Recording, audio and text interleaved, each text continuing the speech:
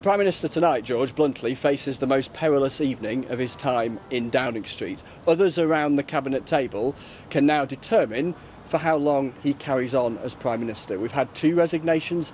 Will there be any more? We're hearing tonight that it doesn't look like the Deputy Prime Minister Dominic Raab or the Home Secretary Priti Patel are likely to walk. The word febrile is sometimes thrown around at Westminster rather loosely.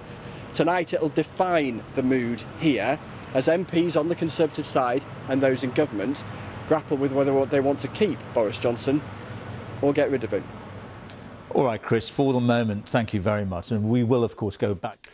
Well, that is where we will leave George Alagaya and the rest of the news and stay with the breaking news in the past 40 minutes or so. A dramatic 40 minutes here in London, in the UK, in particular for the Prime Minister Boris Johnson. His Chancellor, Rishi Sunak, has resigned, and Sajid Javid has also resigned just a few moments before him as Health Secretary.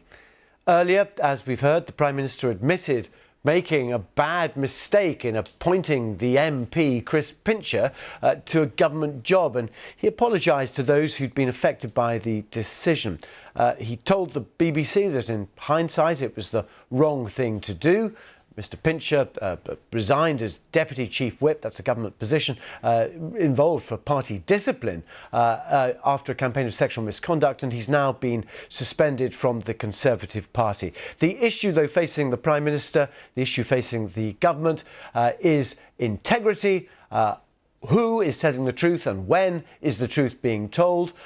Following the allegations about Chris Pincher, for example, on Friday, Downing Street said that the Prime Minister was not aware of any previous history involving this man, and it took 4 days, 5 days, and the intervention of a senior Foreign Office Mandarin to say that, in fact, yes, the Prime Minister had been personally briefed about the situation.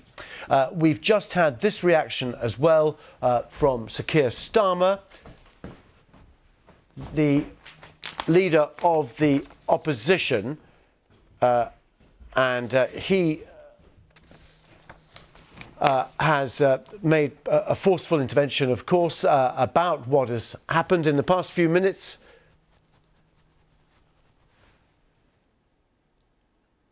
I think we can, in fact, now talk to Kate Maltby, the journalist who can give us her reaction about these, extraordinary, engulfing events for Number 10, it would seem, Kate.